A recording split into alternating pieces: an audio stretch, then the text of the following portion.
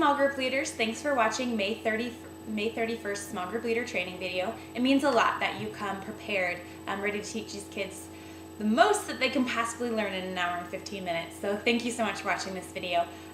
This week is the 5th week of the month, the last week of the month of obedience, or the month of May, same thing. And we're talking about obedience, trusting those who are in authority over you by doing what they say. And it's a really big deal to kids to obey because that's one of the things that they deal with on a constant basis. And typically on the 5th week of the month, we'll stray from the virtue and do like a scripture memorization week. But I didn't do that this month because I felt like our kids really just we need to drive home the fact that when you're obeying God, you are going to bring blessings on your life. And sometimes it takes a little bit longer for things to soak into kids than it would for us. So we're spending an extra week talking about obedience. We're talking about Acts chapter 3. Peter and John, they go to a gate called Beautiful, and they heal a crippled man. And he could never walk before in his life, and now he can walk. And they get in trouble for it. They go to court, and they're like, hey, you have to stop talking about Jesus. You're not allowed to talk about him anymore. And they're like, hey, we cannot help speaking about what we've seen and heard. That's what they said. We cannot help it. I'm sorry, we can't not talk about it. We can't help speaking about what we've seen and heard.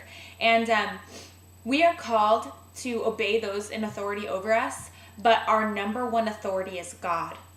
And we're not going to really too much touch on the fact that Peter and John pretty much told the Sanhedrin to their face, hey, we're not going to obey you. But we're going to talk about how obedience to Jesus' mission is the most important obedience out there. The obedience when God puts something on your heart to go talk to someone, to go be nice to someone, to go give your lunch money to someone, whatever it is, his mission is the most important thing. His mission is definitely, if you're going to obey anything, obey God and his mission, because that is huge. I mean, our call, once we've accepted Jesus, is to tell other people about him. And if we're not doing that, we have no purpose for being on this earth. Absolutely no point at all. So let's obey Jesus, especially in his mission. So K-2 has some really cool activities this week. They have a robot build. I'm excited about that. There's going to be like different types of pieces of construction paper and different little objects, and they get to build a robot because one of the things we're talking about is God created us to love him. We're not a robot who just does what he says and then we go home and do our he wants us to love him and to choose to love him. And we're going to have to make that choice. We're going to have to obey. We're going to have to trust him. We're going to have to take that step. It's not just a robot, okay, God, I'll do what you say. It's like we actually have a choice here. So are you going to choose to obey him, or are you going to choose to walk away? Which one? So we're going to build a robot and talk about how we actually get a choice to obey God, and he made us because he loves us, and he wants us to obey him out of love. And then we have an obedience challenge, and they get to write down some things that are challenging for them, like what things are hard for them to obey, and challenge them this week to obey their parents or obey God in whatever they're being challenged with. 3 through 6, they get to act it out.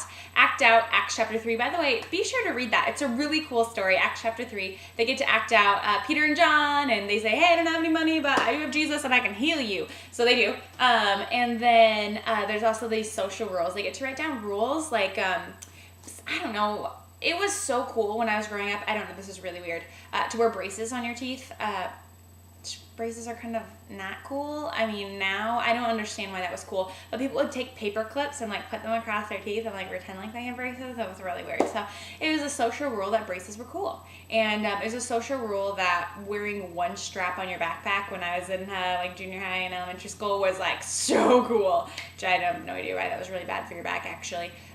But social rules like that, and then they put them in a bucket, and then we can talk about, hey, do you guys agree with this? Do you guys disagree with this? Like, this is a good rule or is this a bad rule? Like, what do you guys think? So having the kids think about, is this right or wrong, and is this the right thing to do? So thank you guys so much for watching this video. It really means a lot that you would take time out of your day and prepare for these kids. They really appreciate it, and I do too. So come tell me the password today. Let's make it the gate called Beautiful, and come tell me that, and I'll give you a Goldstone card. Thanks.